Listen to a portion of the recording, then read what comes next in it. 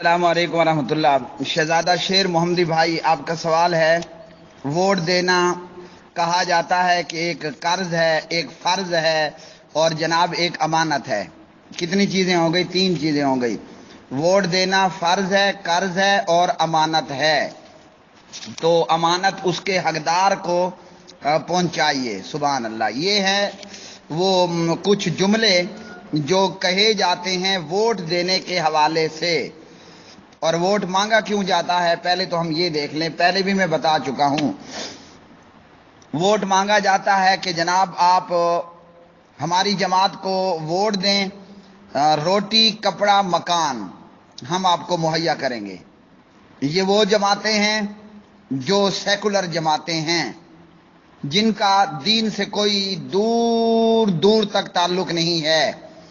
اور یہ وہ جماعتیں ہیں، مثال کے طور پر پی پی پی، اس جماعت کا یہ دعویٰ ہے، دیگر سیاسی جمہوری الیکشن والی جماعتوں کی طرح، کہ آپ ہمیں ووٹ دیں، ہم آپ کو روٹی کپڑا مکان دیں گے۔ ایسی جماعتوں کا دین سے دور کا بھی تعلق نہیں ہے۔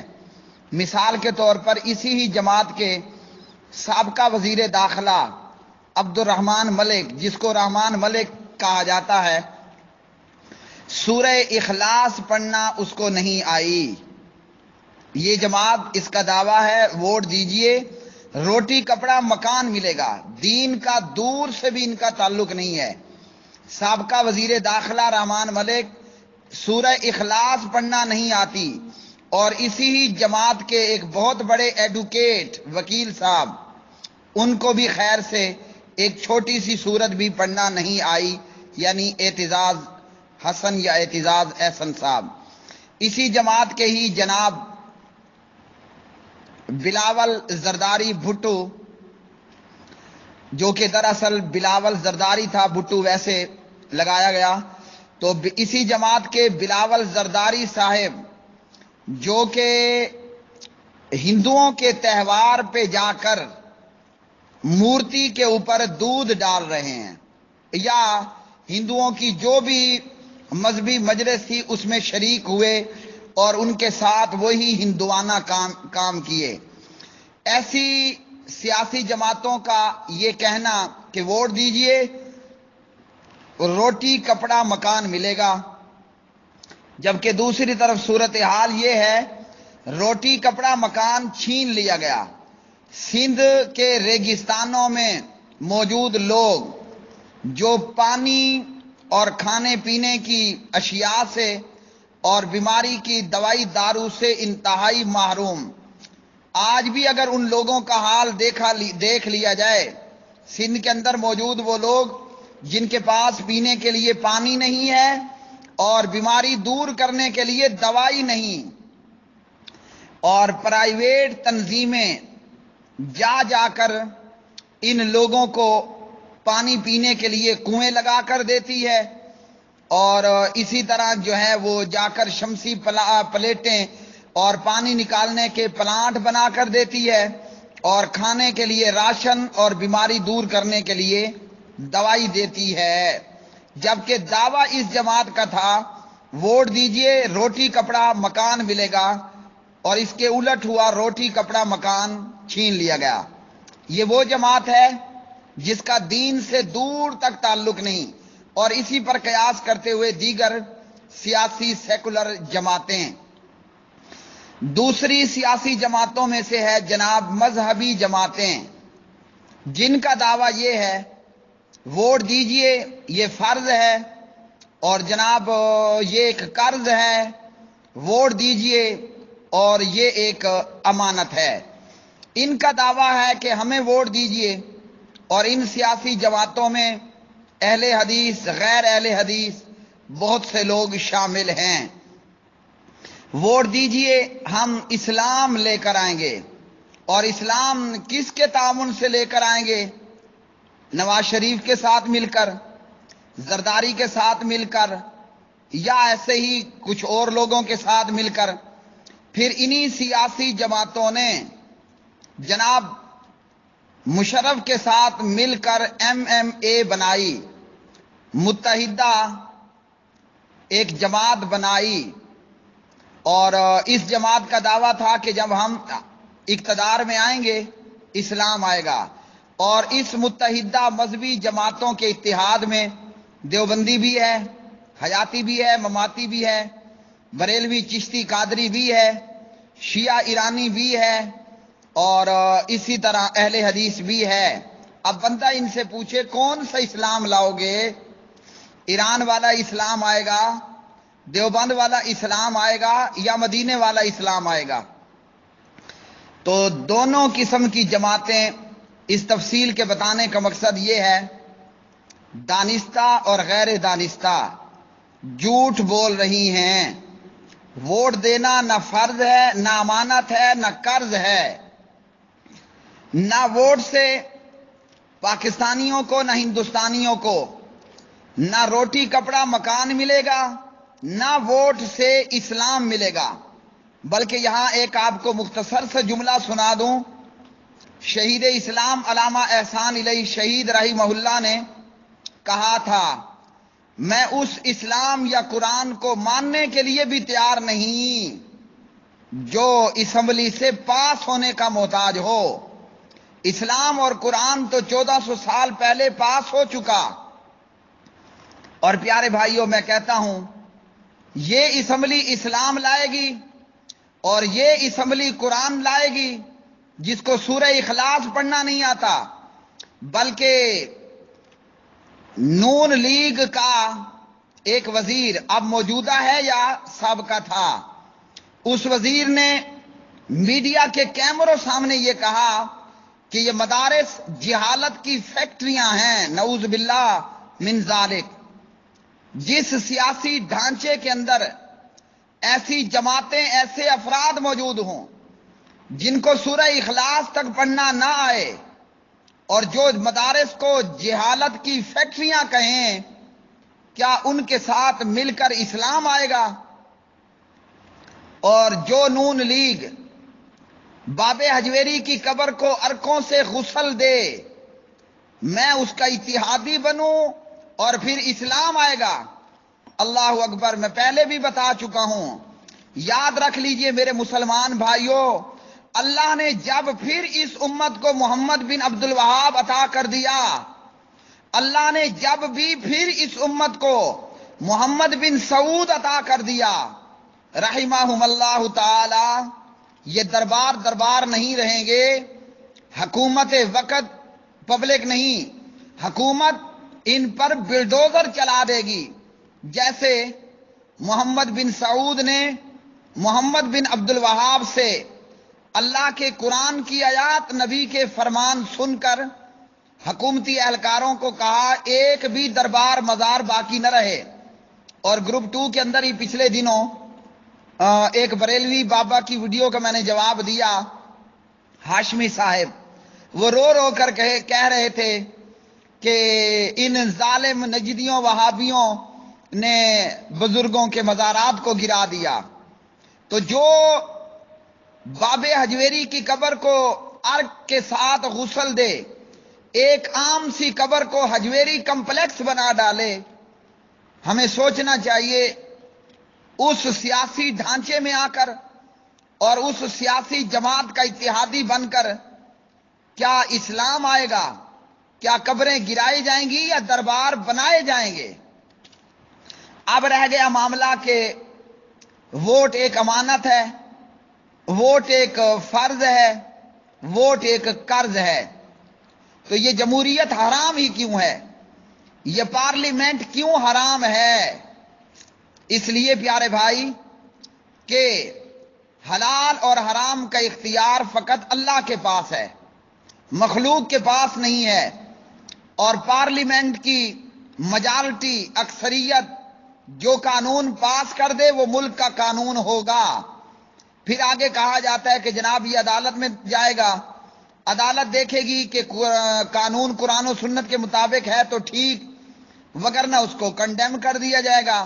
میں پوچھتا ہوں عدالت میں تو جائے گا یہ کل، آج اسمبلی نے ایسا بل پاس ہی کیوں کیا کہ جس میں اسلام کی خلاف ورزی ہوئی ہو، کوئی بھی قانون پیش کیا جا سکتا ہے اور اسے پارلیمنٹ کے 100 میں سے 51 ممبر اگر پاس کر لیں، ہاتھ اٹھا دیں، ڈیسک کو دبا دیں، تو یہ قانون بن جاتا ہے۔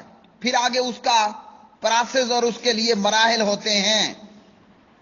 اسلام کے اندر تو یہ کسی کو بھی اختیار نہیں ہے، ایون کہ پیارے نبی علیہ الصلوۃ والسلام کو بھی۔ اعوذ باللہ من الشیطان الرجیم، بسم اللہ الرحمن الرحیم، یا ایھا النبی لم تحرم ما احل اللہ، اے نبی جس چیز کو اللہ نے آپ کے لیے حلال کر دیا اسے آپ کیوں حرام کرتے ہیں؟ تبتغی مرضات ازواجک، کیا آپ اپنی بیویوں کی رضامندی حاصل کرنا چاہتے ہیں؟ واللہ غفور الرحیم، اور اللہ بخشنے والا رحم کرنے والا ہے۔ پیغمبر کو یہ اتھارٹی نہیں کہ وہ اللہ کی حلال کو حرام بنا دے۔ تو جب آمنہ کے لال کو یہ اختیار نہیں ہے، پارلیمنٹ میں موجود ان اسمبلی ممبران کو یہ اختیار کہاں سے آیا؟ اور پھر ہوتا کیا ہے؟ ہوتا یہ ہے کہ پارلیمنٹ ایک قانون پاس کر دیتی ہے اور یہ مذہبی جماعتیں باہر روڈ پہ کھڑے ہو کر جلسے جلوس اور دھرنے دے رہے ہوتے ہیں کہ یہ قانون کتاب و سنت کے، قرآن و سنت کے خلاف ہے، اس کو واپس لیا جائے، وغیرہ وغیرہ کیا جائے۔ جیسے یہ پچھلے دنوں جو ہے وہ خواتین کے حوالے سے پارلیمنٹ نے کوئی قانون پاس کیا اور اس پر پھر مذہبی جماعتیں پارلیمنٹ سے باہر شور کرتی رہیں۔ بندہ پوچھے قانون تو غلط ہے ہی ہے، اسمبلی کے جن ممبران نے یہ قانون پاس کیا، کوئی بھی قانون کتاب و سنت کے خلاف ہے، تو پہلے تو اس اسمبلی ممبر کو پارلیمنٹ کے اس پورے اندر موجود لوگوں کو سزا دی جائے کہ جنہوں نے یہ قانون پاس کیا، اور پھر جن لوگوں نے یہ قانون پاس کیا وہ سیاسی جماعت ہے بھی میری حلیف جماعت، وہ بھلے پی پی پی ہو، وہ بھلے ایم کیو ایم ہو، یا وہ نون لیگ ہو، یا جیم لیگ ہو، یا کاف لیگ ہو، ایسے لوگ جو فاسق اور فاجر ہیں، ان کے ساتھ بیٹھنا، ان کے ساتھ اٹھنا، ان کی جماعتوں میں اتحادی بننا، ان کا حلیف بننا، ان کو حلیف بنانا، اور جب کوئی ایم این اے بن جائے یا جو بھی یہ مصیبتیں بنتے ہیں، بننے کے بعد اپنا ووٹ ایسی سیاسی جماعت کو دے کر اس کی اکثریت کو اسمبلی میں ثابت کرنا اور اس کے لیے پھر آگے راہیں ہموار کرنا۔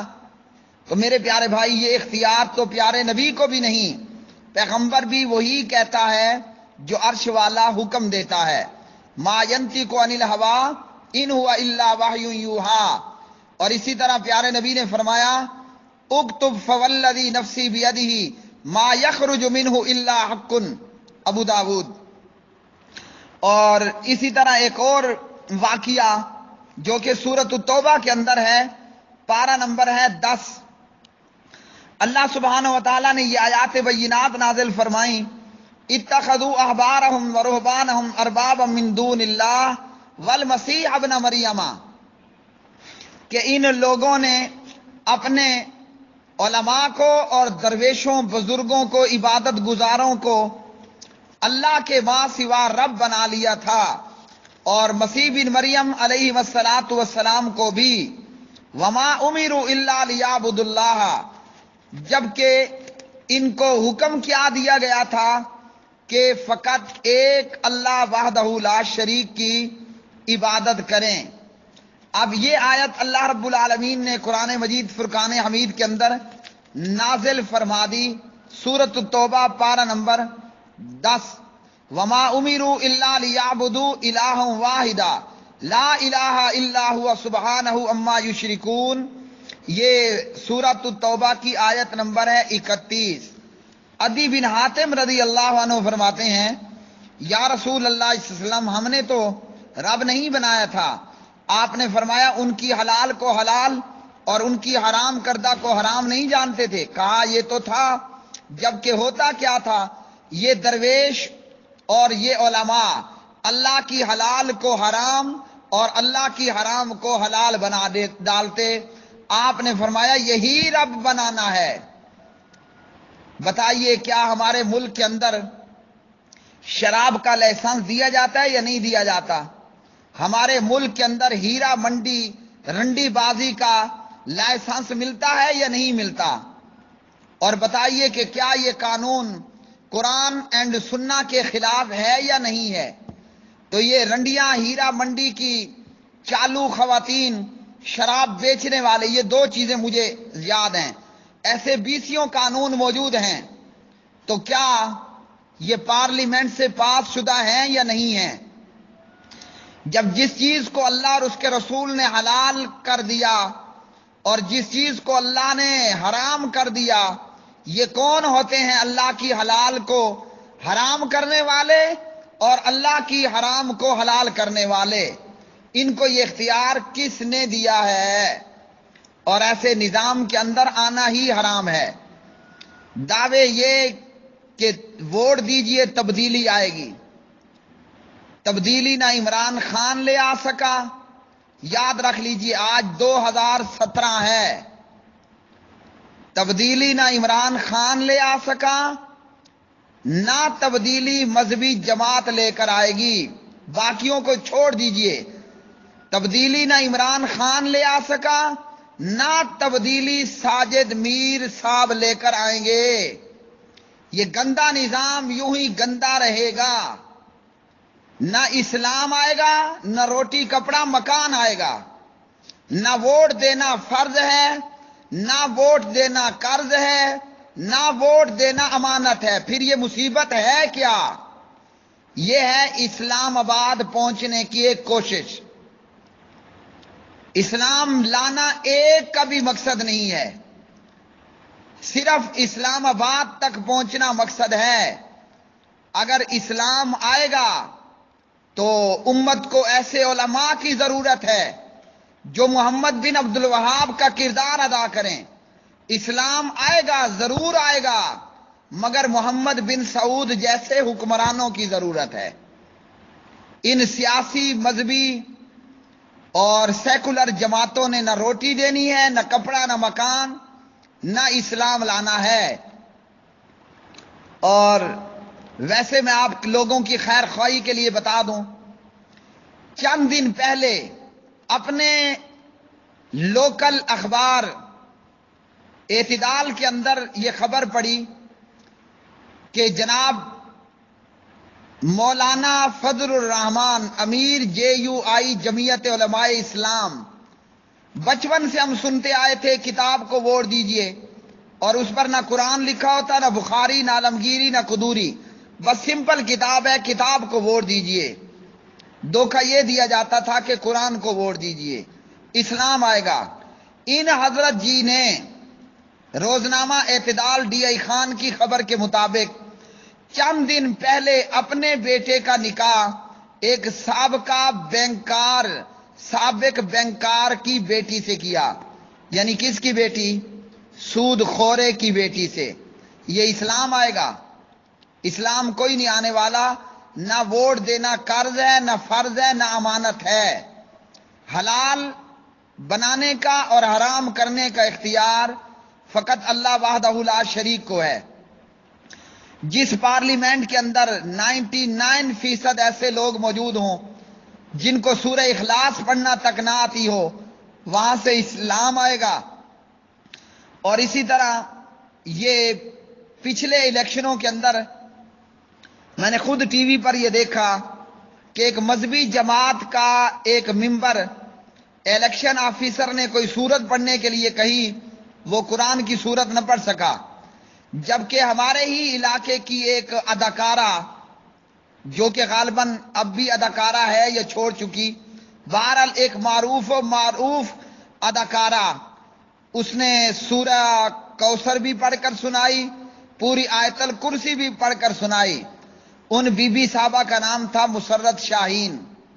اور مذہبی سیاسی جماعت کا ایک ممبر، اسے قرآن پاک کی ایک سورت پڑھنا نہ آئی۔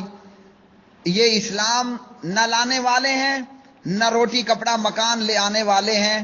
ووٹ نہ فرض ہے، نہ قرض ہے، نہ امانت ہے، یہ فقط حرام ہے۔ مزید تفصیلات کے لیے حافظ عبداللہ بہاولپوری رحمہ اللہ کی کتاب الرسائل کا مطالعہ کیا جائے۔ سمجھنے والوں کے لیے یہ 20 منٹ 16 سیکنڈ کافی۔ واللہ اعلم بالصواب۔